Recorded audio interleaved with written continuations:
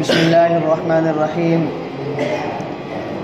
الحمد لله رب العالمين والعاقبة للمتقين والصلاة والسلام على سيد المرسلين سيدنا محمد خاتم النبيين وعلى آله الطيبين وأصحابه الطاهرين علينا وعليهم أجمعين. أما بعد، أعوذ بالله من الشيطان الرجيم. بسم الله الرحمن الرحيم. شهر رمضان الذي أنزل فيه القرآن هدى للناس وبينات من الهدى والفرقان. وقال النبي صلى الله عليه وسلم: إذا دخل رمضان فتحت أبواب الجنة وغلقت أبواب جهنم وسلسلة الشياطين.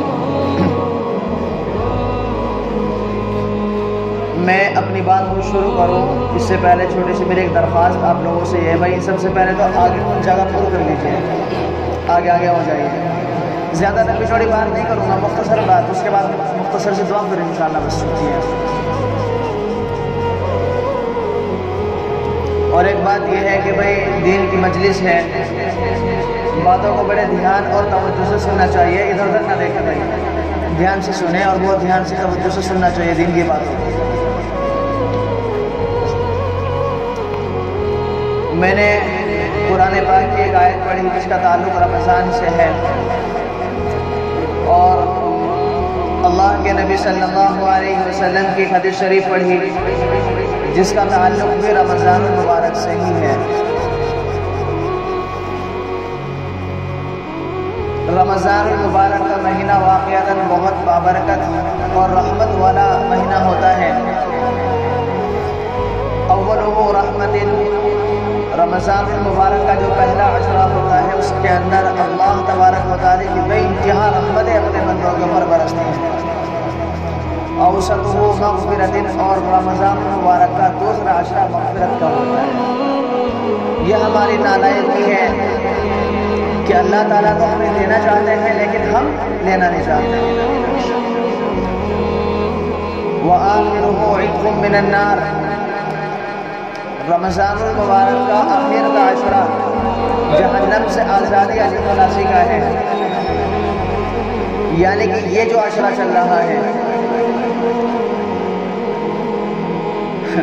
رمضان کا جو آخر کا عشرہ ہوتا ہے، یہ اللہ کی اتنی عبادت کرنے کا عشرہ ہوتا ہے، لیکن ہم مسلمانوں کا معاملہ کیا ہے کہ اس میں خریداری زیادہ کرتے ہیں، دنیاوی کاموں میں زیادہ لگتے ہیں. استغفر اللہ، میں غلط تو نہیں کہہ رہا بھائی؟ حقیقت ہے رمضان المبارک کا یہ آخر کا عشرہ اتنی عبادات کرنے کا ہے. اس میں باقاعدہ افسوس کی بات یہ ہے کہ اکثر گھر کے مرد حضرات اپنی عورتوں کو اجازت دیتے ہیں کہ جاؤ تمہیں خرید لو. آج کے دور میں کیسے اعتماد کر سکتے ہو اپنی عورتوں کے اوپر کہ تمہیں جو خرید کر کے لانا ہے جاؤ، کوئی محرم ساتھ میں نہیں ہے. خیر، آؤں گا اس میں انشاءاللہ بھی رمضان سے کچھ باتیں میں ذکر کر دوں.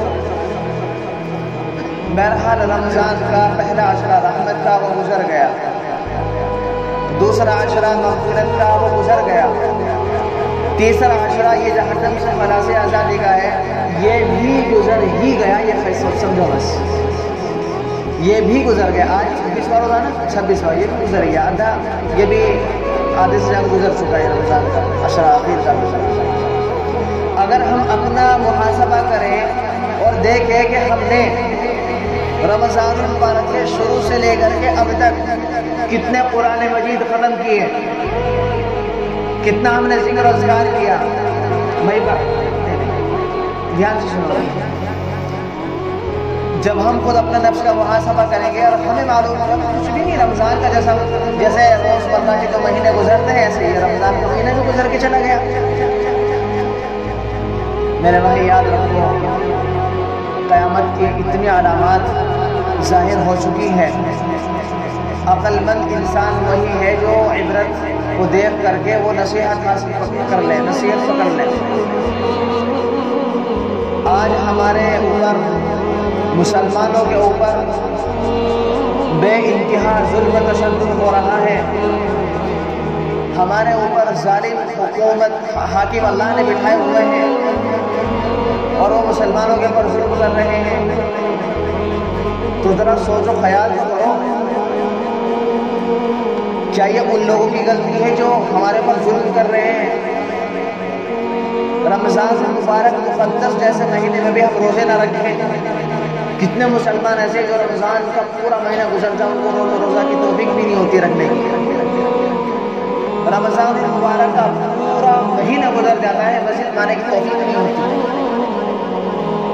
جبکہ رمضان کا یہ وہ مہینہ ہے کہ اچھے سے اچھا انسان مسجد کی طرف چلا آتا ہے، اللہ کی اس کو ایسے ہدایت ملتی ہے۔ لیکن کچھ بدبخت قسم کے لوگ ایسے ہیں کہ جن کو اللہ تعالیٰ اپنے در کی سیڑھی چڑھانا منظور نہیں، پسند نہیں کرتا۔ ذرا خیال تو کرو، کم سے کم ہم نے دین شریعت سے ہٹ کر کے زندگی گزارنا شروع کر دیا۔ جو اخلاق مسلمانوں کے اندر پائے جاتے تھے، اسلام نے جو اخلاق مسلمانوں کو دیے تھے، رمضان المبارک کے اندر جو غریب یتیموں کی جو مدد کرنے کا جو ایک انعام اللہ نے مسلمانوں کو دیا تھا، کھو چکے مسلمان۔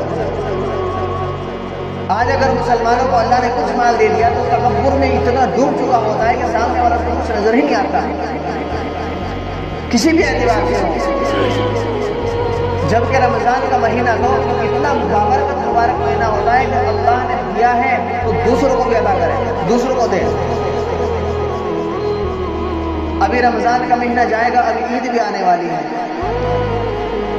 افسوس کی بات ہے میرے بھائی، کچھ مسلمان خوددار مسلمان ہوتے ہیں جو ہاتھ پھیلانا پسند نہیں کرتے، بھوکے مرنا پسند کر لیتے ہیں لیکن ہاتھ پھیلانا پسند نہیں کرتے۔ کیا ہمیں معلوم نہیں اپنے محلے میں کون بھوکا، کون غریب، کون یتیم؟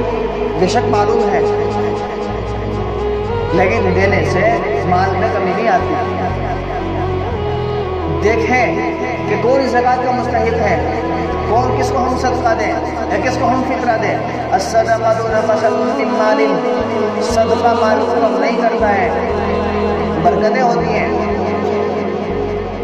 نیت ہونی چاہیے دینے کی۔ جب ہماری نیت یہ ہوگی، سنو اللہ تبارک و تعالیٰ نے قرآن کریم میں ارشاد فرمایا کہ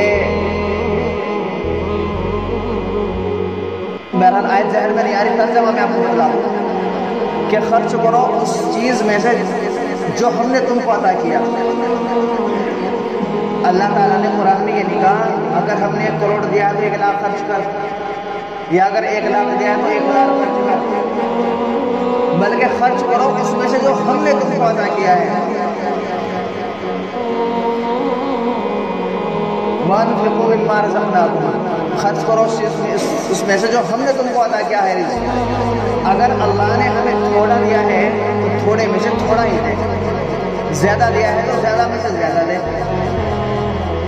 اگر ہمارے پاس میں 10 روپے ہے تو 10 روپے سے کم ہم 2 روپے تو نکال سکتے ہیں۔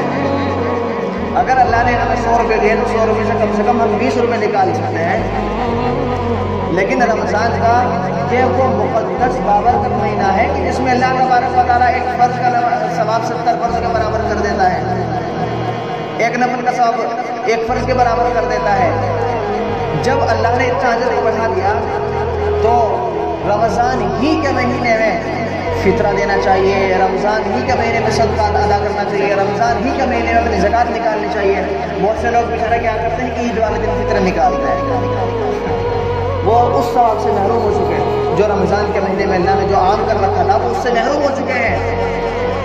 اپنے فطرے نکالو، زکوٰۃ نکالو، صدقہ نکالو، رمضان کے مہینے میں عطا کریں، رمضان کے مہینے میں دو، اللہ تبارک و تعالیٰ ڈبل اجر عطا کرے گا۔ اب عید والے دن رمضان تھوڑا ہی ہے، رمضان تو گزر چکا ہے، اب وہ تو عام دنوں کی طرح ایک عام دن شروع ہو چکا ہے شوال کا، رمضان تو پورا گیا۔ تو جو اجر رمضان میں مل جانا وہ نہیں ملے گا، اجر ملے گا لیکن جو ڈبل ملنا تھا وہ نہیں ملے گا، سنگل ملے گا، بس جو عام ملتا ہے عام مطلب۔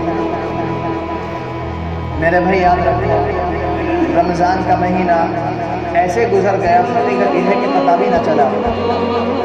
رمضان کے 2 عشرے تو ایسے گزرے کہ بالکل یقیناً معلوم نہیں پڑا کہ رمضان کا روزہ یہ 20 کب گزر گئے، اور آج 26 روزے مکمل ہو چکے ہیں، تو اب 3-4 روزے اور باقی ہیں۔ بتاؤ ہم اپنی زندگی میں غور و فکر کریں، ہم دیکھیں تو صحیح کہ ہم نے کتنے قرآن ختم کیے، کتنے ہم نے صدقات نکالے ہیں، یا کتنوں کی ہم نے مدد کی ہے۔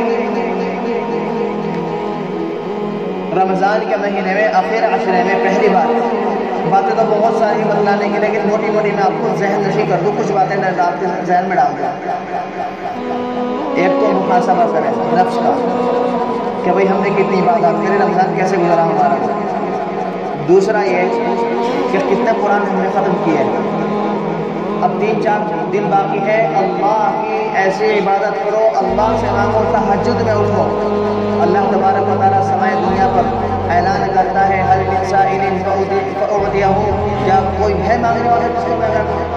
اللہ تعالیٰ تو اعلان کرتا ہے سمائے دنیا پر، لیکن جس وقت اللہ تعالیٰ اعلان کرتے ہوئے ہوتے ہیں نا، اللہ کی طرف سے ندا آتی ہے، اس وقت ہم اپنی خواب گاہوں میں ہوتے ہیں، ہم سوتے ہوئے ہوتے ہیں، ہمیں اس وقت پتہ ہی نہیں رہتا کہ ہم کہاں نہیں۔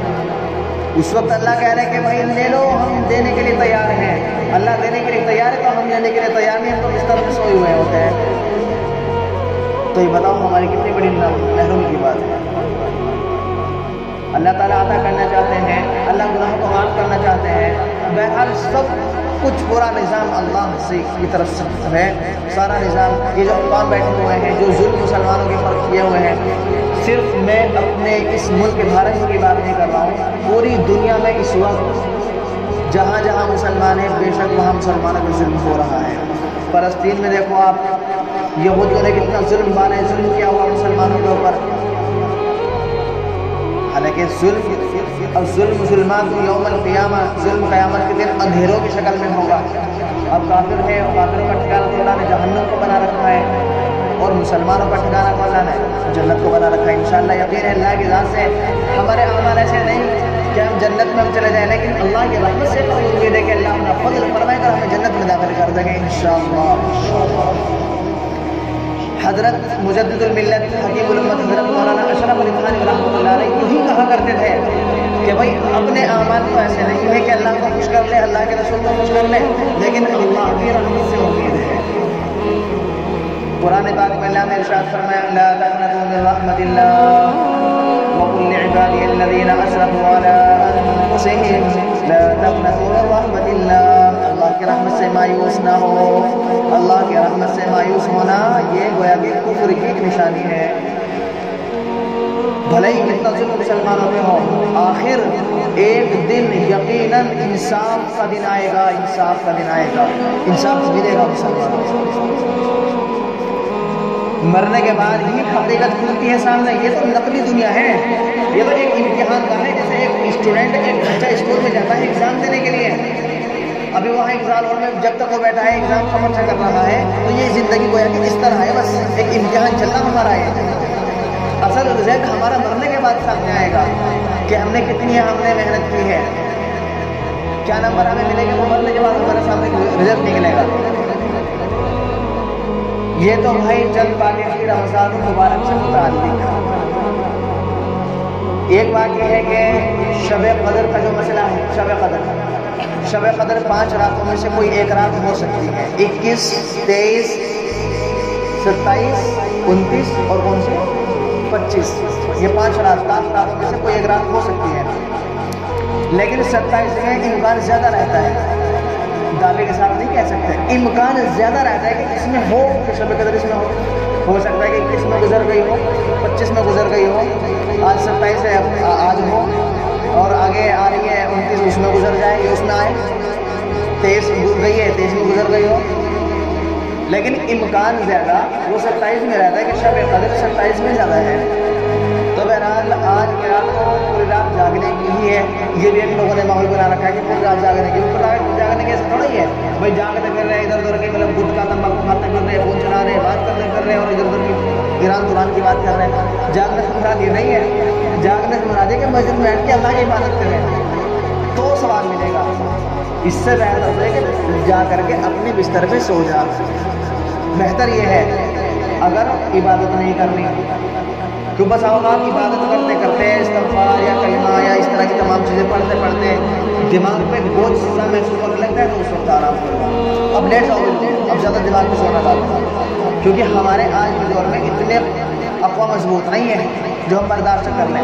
پہلے اکابر علماء دیوبند ہمارے جو گزرے ہیں وہ تو پوری پوری رات ایسے جاگتے تھے، چاہے سردی کی رات ہو گرمی کی رات ہو، رات کو نیت باندھ لی، تہجد میں فجر کی نماز پڑھ لی، ایسا کہ نماز کے بعد نیت باندھ لی، فجر کی اذان ہو گئی۔ تو آج ہمارے اقوام ایسے نہیں ہیں، لیکن اللہ تبارک و تعالیٰ سے دعا کرنی چاہیے کہ اللہ ہمیں زیادہ سے زیادہ اپنی عبادت کی قبول فرما دے، اللہ سے یہ دعا کرنی چاہیے۔ اور رمضان کا جو مہینہ چل رہا ہے، آج کی رات یقیناً واقعاً جاگنے کی ہے، لیکن جاگنے کی اس طرح کہ اللہ کی عبادت میں ہم لگے، اللہ سے مانگے اپنے لیے، اور جو ملک کے اندر جو ایک نفرت کی آپ جو پھیلا رکھی اس وقت بچے بچے کے اندر غیروں کے نفرت مسلمانوں کی بھر دی گئی ہے۔ کہیں سے اگر ہم گزرتے ہیں وہ ایک الگ بات ہے کہ اگر ہم کہیں سے گزر رہے ہیں اور کہیں مسلمانوں کا روب اللہ نے کہیں زیادہ ڈالا ہوا ہے تو وہ وہاں چھیڑ بھی سکتے ہیں، لیکن بڑی بری نگاہ سے دیکھتے ہیں۔ اپنے ملک کے لیے حالات کے لیے دعا کرنی چاہیے کہ اللہ اس نفرت کو محبت میں بدل دے۔ سب کے دل اللہ کے قبضے میں، میرے بھائی، سب کے دل اللہ کے قبضے میں۔ اللہ تعالیٰ ایک سیکنڈ میں دلوں کو بدل دے گا، ایک سیکنڈ میں اللہ دلوں میں بات ڈال دے گا، لیکن حقیقت یہ ہے کہ بھائی ہم وہ سب حالات ہمارے سامنے ہیں اور ہم سب ان کو کہہ رہے ہیں، لیکن حقیقت یہ ہے کہ ہم اپنے اعمال کو دیکھ لیں، بھائی ہمارے معاملات کیسے ہیں، ہماری عبادات کیسی ہیں، یا ہمارا پڑوسیوں کے ساتھ سلوک کیا ہے۔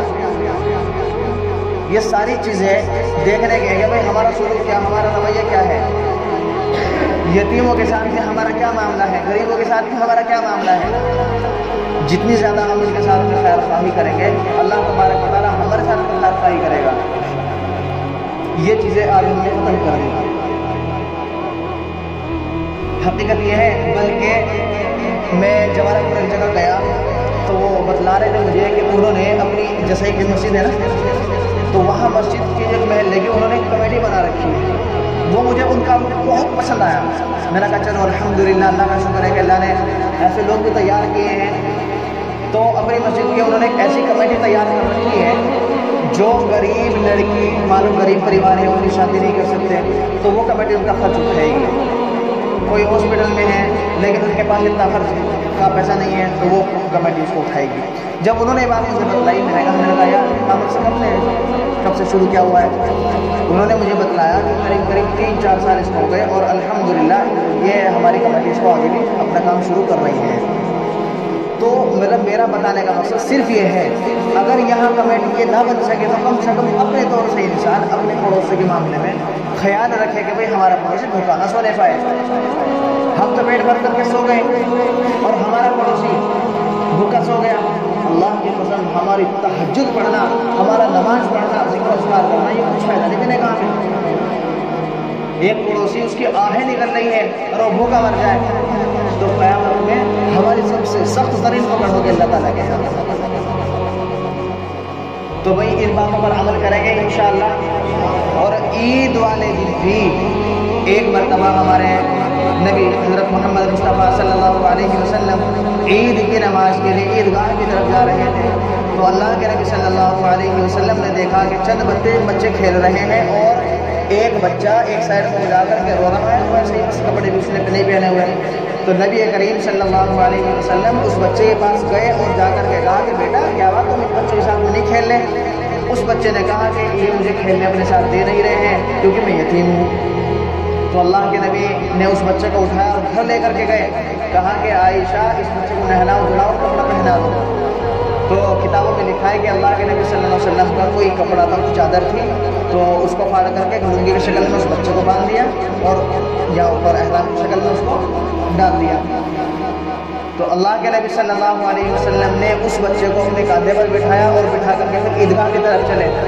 تو جو بچے وہاں کھیل رہے تھے ان بچوں نے دیکھا کہ یہ بچہ اللہ کے نبی صلی اللہ علیہ وسلم کے کاندھوں پر بیٹھا ہے، تو اس بچے نے کہا کہ بچوں میرے ابا آل سے محمد صلی اللہ علیہ وسلم اور ماں میری عائشہ ہے۔ تو وہ جو بچے کھیل رہے تھے ان بچوں نے کہا کہ کاش کہ میں بھی یتیم ہوتا اور آج نبی محمد میرا باپ ہوتا اور عائشہ میری ماں ہوتی۔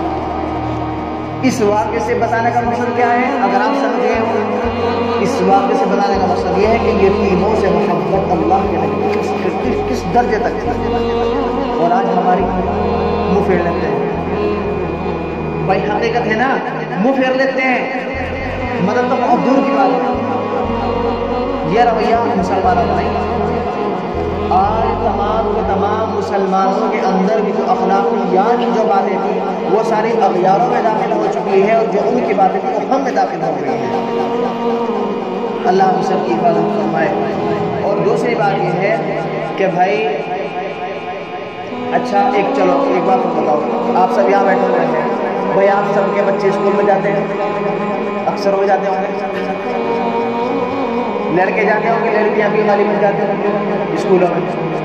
بہرحال اسکول سے متعلق صرف زیادہ کچھ میں نہیں کہوں گا، اتنا میں ضرور کہوں گا کہ بھائی بہرحال اپنے بچوں کے اوپر چاہے لڑکا ہو یا لڑکی ہو، اگر آپ بھیج رہے ہوں، چاہے گھر سے باہر نکال رہی ہوں، پڑوسی کے یہاں جا رہی ہوں پڑھنے کے لیے یا باہر کہیں جا رہے ہوں، ایک ایک چپے چپے پر ان بچوں کے اوپر نگاہ اور نظر رکھو. کتنی مسلمان ہماری بہنیں جو غیروں کے گھر پہ جا چکی ہیں، لیکن حالت ان کی ہو گئی کہ نہ گھر کی نہ ادھر کی نہ ادھر کی، نہ گھر کی نہ گھاٹ کی نہیں. گھر والوں نے ابھی میں وہاں کے پڑھ رہا تھا، وہ ہمارے انڈیا کے ہی رہنے والے، تو جب وہ دبئی پہ گئے تو دبئی میں جا کر کے انہوں نے دیکھا کہ چند لڑکیاں اپنا منہ چھپائے ہوئے پھر رہی ہیں، لیکن ایک ہوٹل میں کام کر رہی ہے وہاں دبئی میں. بہرحال تو ان جو انڈیا کا جو آدمی گیا ہوا تھا تو اس نے ان لڑکیوں سے بات کرنے کی کوشش کی، لیکن بہرحال ان لڑکیوں سے بات نہ ہو سکی. اس نے بڑی کوشش کی کیونکہ ان کو سیکورٹی بھی رکھی ہوئی تھی وہاں، وہ ملنے دے رہے تھے. بہرحال اس نے سیکورٹی گارڈ سے کسی طریقے سے تعلق بنایا اور بنا کر کے بہرحال وہ ان لڑکیوں تک پہنچ گئے اور ان سے بات چیت کی. سنسنی خیز واقعہ اس نے ان لڑکیوں نے کہا کہ اصل میں ہماری حالت تو یہ ہو گئی کہ گھر والے ہمیں قبول نہیں کر رہے، اور جن سے ہم نے شادی کے لیے جو بھی بہرحال ہم نے گھر سے قدم اٹھایا تھا اب وہ بھی ہم چھوڑ کے بھاگ گیا. اس نے ہمارا استعمال تو کر لیا ہمارا. بہرحال اس نے کہا کہ کیا پوری بات مجھے بتائیے. کہا کہ ہماری غیر مسلم سے ہماری محبت ہو گئی، اتنی محبت ہو گئی کہ ہم نے گھر والوں کی بنا سنی، اور ہم اب یہ کہ ہم نے گھر چھوڑ کر کے آ گئے، ہم ہندو بن گئے تھے. تو اب گھر والوں کا کہنا کیا تھا؟ اچھا اس نے ان لڑکے سے کہا کہ اچھا اگر ہم تمہارے گھر والوں سے بات کرے جا کر کے تمہارے بارے میں ایک بار کوشش کر لینے میں تو کوئی حرج کی بات نہیں ہے. چلو کوئی بات نہیں. جب وہ دبئی سے انڈیا آئے ان کے گھر والوں سے میرے ایڈریس لے چکے تھے وہاں سے، وہ ان کے گھر گئے، گھر والوں سے بات چیت کی. تو اس لڑکیوں کے گھر والوں نے کہا کہ وہ ہماری نکاح میں کب مر چکی تھی، کب کی مر چکی تھی ہماری نکاح میں. میرے بھائی یاد رکھو، غیروں کا یہ مشن ہے مسلمان لڑکیوں کو اپنے مذہب میں لانا، اور شادی کا تو یہ ایک بہانہ ہے. ابھی کل ہی کا واقعہ میرے عزیز، جس وقت یہ چیز سنتے نا دل بخر نکلنے ہوتا ہے، اتنی تکلیف ہوتی ہے، اس قدر تکلیف ہوتی ہے. اللہ ہمارے ایمان کی، ہمارے اسلام کی. دو لڑکیاں جو ہے ان کو غیر مسلموں سے محبت ہوئی. ماں باپ کو توجہ نہیں ہے نا. یاد رکھو اگر اولاد بگڑے گی تو ماں باپ کی غلطی کی وجہ سے بگڑے گی. اولاد اس بات کو آپ کو یاد رکھنا پڑے گا، ماننا پڑے گا اس بات کو آپ کو. ماں باپ کی وجہ سے اولاد بگڑتی ہے، چاہے وہ لڑکا ہو یا لڑکی ہو. بہرحال جب وہ دو لڑکیاں تھیں ان کو وہ اسکول کالج کا مسئلہ وہی ہوتا ہے، اور سب سے بڑی چیز فون، اسمارٹ فون، یہ بہت خطرناک چیز ہے. جب وہ گھر سے نکلی لڑکیاں، ان کی اتنی محبت ہو گئی تو آخر میں لڑکیوں نے شادی کے ان کے اوپر اتنا زور ڈالا. اب وہ لڑکے ان کو کیا ہوا، وہ جو لڑکے تھے غیر مسلم تھے انہوں نے منع کر دیا. 2 سال سے وہ ان کے تعلق میں رہی اور ان کے ساتھ مطلب سب کچھ وہ کام کے جو ایک شوہر اپنی بیوی کے ساتھ میں کرتا ہے، سب کچھ معاملہ انہوں نے کیا. اب جب شادی کی بات لڑکیوں نے رکھی تو ان کے تو پسینے چھوٹنے شروع ہو گئے کہ ہم شادی نہیں کر سکتے، ہم نہیں کر سکتے، بس یہ ہے وہ ہے. انہوں نے جب مسلم لڑکیوں نے ان ہندوؤں کے اوپر زور ڈالا تو انہوں نے اپنے یار دوستوں کو بلا کر کے وہ کسی جنگل میں لے گئے اور ان کو مطلب چاقو وغیرہ ان کو مارے، بہت زیادہ زخمی کیا.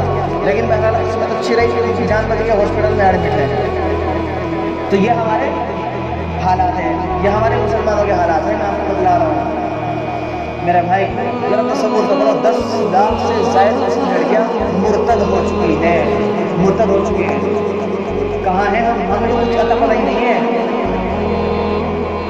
آنے والی ہماری جو نسل ہے نا، ان کے ایمان کے لیے دعا کرو، اللہ ان کے ایمان کو سلامت رکھے، استقامت، دین پر استقامت عطا فرمائے۔ استقامت کتنے واقعات اگر میں آپ کو بتانے لگ جاؤں تو شاید پوری رات نہ گزر جائے، میں اگر آپ کو واقعات سنانے پہ لگ گیا آ گیا۔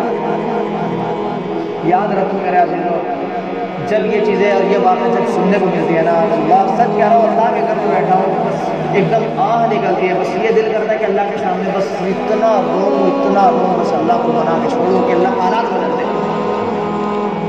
یہ سب ماں باپ کی وجہ سے ہوتا ہے۔ ماں باپ اگر اپنے بچوں کے پر دھیان رکھیں، توجہ رکھیں، ماں لڑکا کہاں جا رہا، اور یاد رکھو وہ سے ماں باپ یہ کہتے ہیں کہ ہمیں اپنے بچوں کے اوپر بہت اعتماد ہے، بہت اعتماد ہے۔ وہ اعتمادی کا تو سلسلہ ہے جو 10 لاکھ لڑکے جو مرتد ہو چکی ہے، کیوں جی؟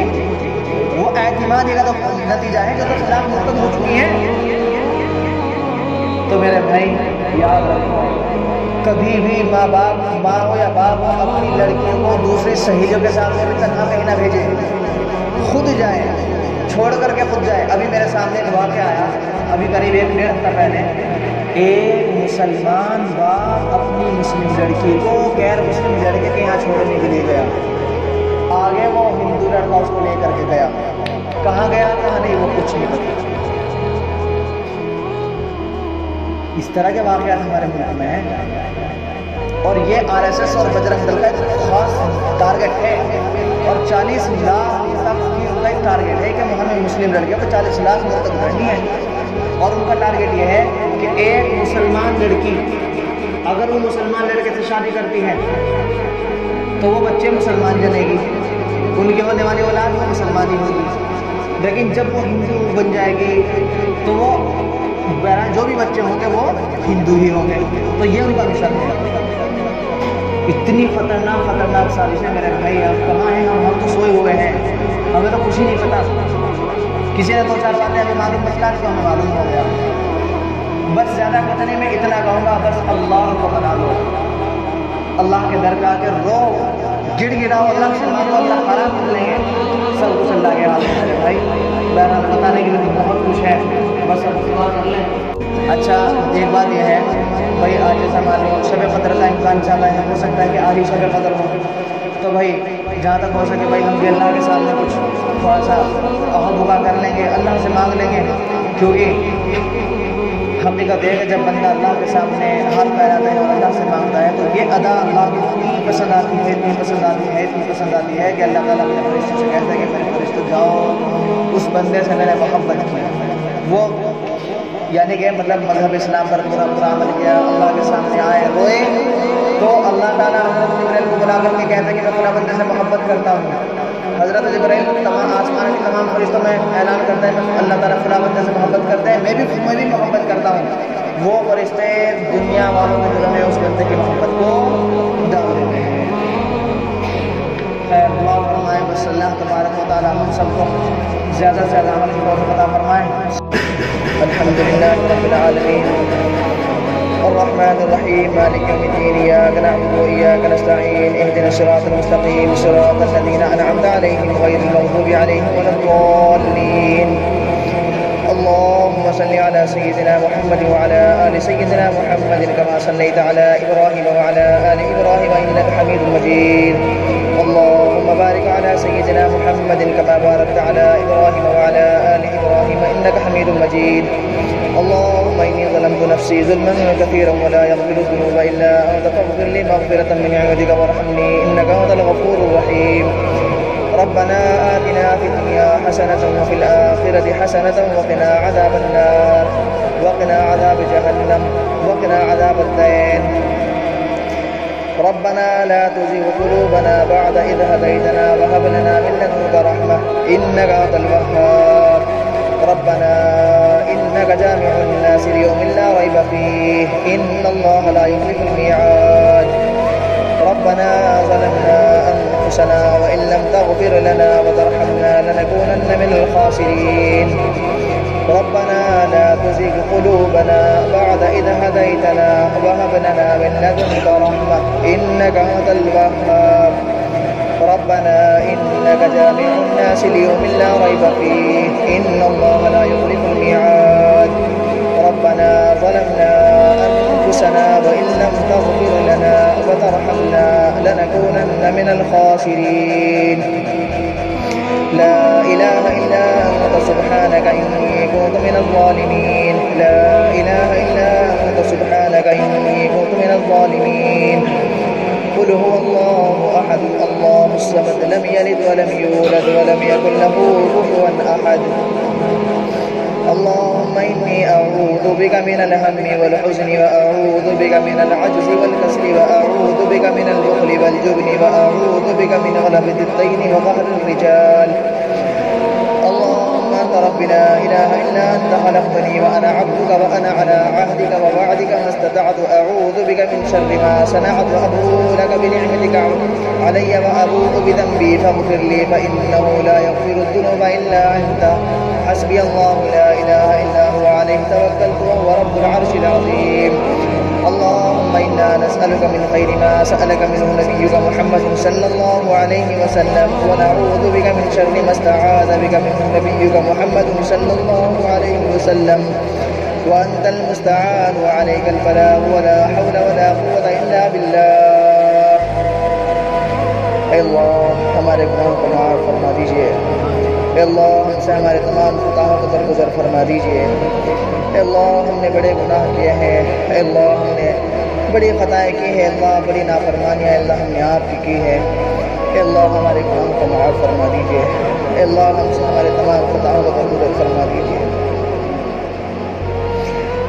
اے اللہ دن کے اندھیرے میں اللہ رات کے اندھیرے میں دن کے اجالے میں جتنے بھی اللہ ہم نے گناہ کیے ہیں اللہ چھپ کر کے کیا ہوں جیسے بھی کیے ہوں اللہ سب آپ کے علم میں ہے اے اللہ سب آپ کے علم میں ہے آپ سے کوئی چیز مخفی نہیں ہے کوئی چیز آپ سے چھپی نہیں ہے اللہ ہمارے متعلق اے اللہ سب آپ جانتے ہیں سب اے اللہ آپ کو ان تمام چیزوں کا علم ہے اے اللہ ہمارے تمام خطاؤں کو معاف فرما دیجئے تمام گناہوں کو اللہ معاف فرما دیجئے اے اللہ دنیا کا اصول ہے کہ اگر کوئی بھکاری کوئی فقیر کسی کے در پہ جاتا ہے اے اللہ اس کو ٹھکراتا نہیں اے اللہ اس کو ٹھکراتا نہیں ہے اللہ اس کو کچھ نہ کچھ دے کر کے بھیج دیتے ہیں اے اللہ آپ تو بادشاہوں کے بادشاہ ہیں اے اللہ شہنشاہوں کے شہنشاہ ہیں اے اللہ آج ہم آپ کے در کے بھکاری بن کے بیٹھے ہیں اے اللہ ہمیں خالی ہاتھ نہ لوٹانا اے اللہ ہمیں خالی ہاتھ نہ لوٹانا اے اللہ ہم بڑی امید سے آپ کے در پہ آئے ہیں اے اللہ آپ کی رحمت سے ہمیں امید ہے آپ کی رحمت سے ہم مایوس نہیں ہیں اے اللہ ہمیں محروم نہ کرنا اے اللہ اپنی تمام نعمتوں سے اے اللہ اپنی نعمتوں سے اللہ ہمیں آپ کو کبھی محروم کیا ہی نہیں اے میرے اللہ اے اللہ ایک بھکاری جب دنیا کے کسی دروازے پر جاتا ہے وہ بھی محروم ہو کے نہیں لوٹتا لیکن اے اللہ آپ تو بادشاہوں کے بادشاہ ہیں ہم سب آپ کے در کے بھکاری بن کے بیٹھے ہیں اے اللہ ہمیں عطا فرما دیجئے اے اللہ ہمیں عطا فرما دیجئے اے اللہ ہمارے گناہوں کو معاف فرما دیجئے اے اللہ یہ آپ کا در ہے اے اللہ اگر اس در سے بھی اللہ ہمیں آپ نے ٹھکرا دیا کس در پہ ہم جائیں گے کہاں جائیں گے کس کے در پہ جائیں گے کون ہے جو ہمیں پناہ دے دے آپ کے در کے علاوہ اے اللہ آپ کے در بڑی امید سے آئے ہیں اے اللہ فرما دیجئے میرے اللہ اس وقت مسلمان بڑی آزمائشوں میں گزر رہے ہیں اللہ بڑی سخت ترین آزمائشوں میں مسلمان گزر رہے ہیں چاروں طرف سے مسلمانوں کے اوپر ظلم بانائے ظلم ہو رہا ہے چاروں طرف سے مسلمانوں کو مارا جا رہا ہے اے اللہ اپنا فضل مدد فرما اے اللہ مسلمانوں کی مدد فرما کس طرح مسلمانوں کو اے اللہ کس طرح سے مسلمانوں کو کاٹا جاتا ہے اللہ دیکھا نہیں جاتا سنا نہیں جاتا اے میرے اللہ مسلمانوں کی مدد فرما اے اللہ جس طرح صحابہ کے اے اللہ غزوہ بدر میں اللہ اپنے فرشتوں کی جماعتوں کو بھیجا تھا، اے اللہ ایسے ہی مسلمانوں کی آج مدد فرما۔ اے میرے اللہ مسلمانوں کے ایمان کی، اسلام کی، دین کی حفاظت فرما۔ اے اللہ کس طرح یہ جلاد مسلمانوں کے مدرسوں کو، مسجدوں کو اے اللہ توڑتے ہیں، جلاتے ہیں، قرآن پاک کو جلاتے ہیں، ان کو پھاڑتے ہیں، ان کی بے ادبی کرتے ہیں۔ اے اللہ اگر آپ نے ان کی قسمت میں ہدایت لکھی ہے، اے اللہ انہیں ہدایت نصیب فرما دیجئے۔ اے اللہ اگر ان کی قسمت میں ہدایت کا فیصلہ نہیں ہے، اے اللہ انہیں اپنا عذاب بھیج کر کے ہلاک، تباہ و برباد کر دیجئے۔ اے اللہ ان کے دلوں میں بات ڈال دیجئے۔ اے اللہ ہماری مسلمان بہنوں کے ساتھ، ہمارے مسلمان بہنوں کے ساتھ کس طرح درندگی کی جا رہی ہے، اے اللہ مسلمانوں بہنوں کو بہلا پھسلا کر کے اللہ 4-4 3 کس طرح سے لوگوں درندگی کرتے ہیں اور پھر قتل کر دیتے ہیں۔ اے اللہ ہماری آنے والی نسل کی، دین کی، ایمان کی مکمل حفاظت فرما۔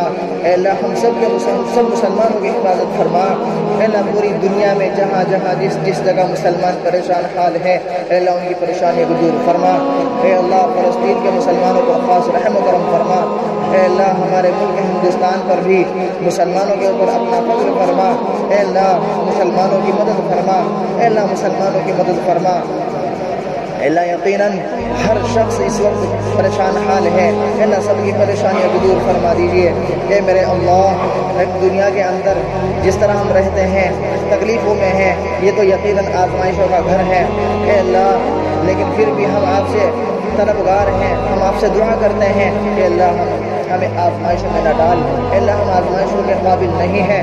اے اللہ وہ تو نبی تھے، انبیاء تھے، کتنے سخت سے سخت ترین آزمائش اللہ تو نے ان کے اوپر ڈال دی، تو اللہ وہ انہوں نے پار کر لیا۔ اے اللہ ہم آزمائش کے قابل نہیں، اے اللہ ہم ان کو برداشت نہیں کر سکتے۔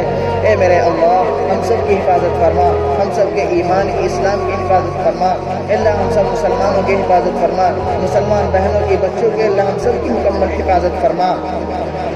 اے اللہ ہم تمام مسلمانوں کو سچا پکا نمازی بنا دیجئے، دین کا داعی بنا دیجئے۔ اے اللہ ہم سب کو عالم و عمل بنا دیجئے، متقی اور تقوی والا بنا دیجئے، گناہوں سے بچنے والا بنا دیجئے۔ اے میرے اللہ اپنے سامنے آہو بکا کرنے والا بنا دیجئے۔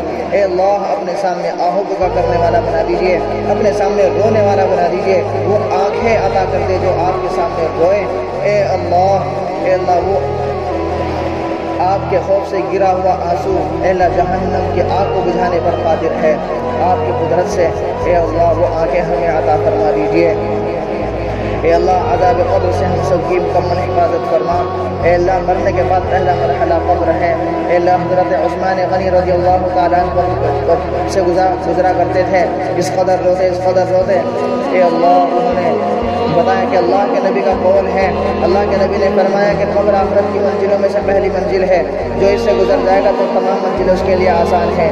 اے اللہ قبر کی منزل ہمارے لیے آسان فرما دیجئے۔ عذاب قبر سے اللہ ہم سب کی حفاظت فرما۔ اے اللہ جہنم کے عذاب سے بھی ہماری حفاظت فرما۔ اے اللہ میدان محشر میں جہاں کوئی سایہ نہ ہوگا سوائے آپ کے عرش کے، اللہ قیامت میں اپنے عرش کا سایہ نصیب فرما دے۔ اے اللہ اور قیامت میں اپنے پیارے محبوب جناب محمد الرسول اللہ صلی اللہ علیہ وسلم کے ہاتھوں سے جام کوثر پینا نصیب فرما۔ اللہ یہاں حاضرین مجلس میں جتنے بھی بیٹھے ہوئے ہیں، اللہ سب کے دل کی جو جائز تمنا ہے، مرادیں ہیں، اللہ وہ قبول و مقبول فرما، ان کو پوری فرما۔ اے اللہ یہ قرآن کریم جو پڑھا گیا ہے تراویح میں، نماز میں، اے اللہ اس میں جو غلطی کوتاہی ہوئی ہے، اے اللہ ان کو معاف فرما کر کے اپنی بارگاہ الہی میں شرف قبولیت و مقبولیت عطا فرما۔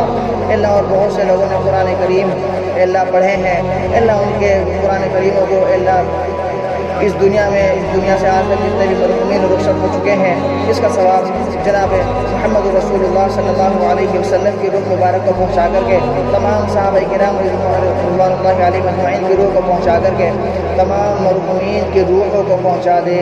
جنت الفردوس عطا فرما، اعلی مقام عطا فرما، اعلی علیین عطا فرما۔ اے اللہ مرنے سے پہلے میں موت کی تیاری کی توفیق نصیب فرما۔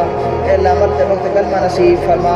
اے اللہ مختصر صاحب نے جو مانگا وہ بھی، اور جو مانگنے سے رہ گیا وہ بھی عطا فرما دے۔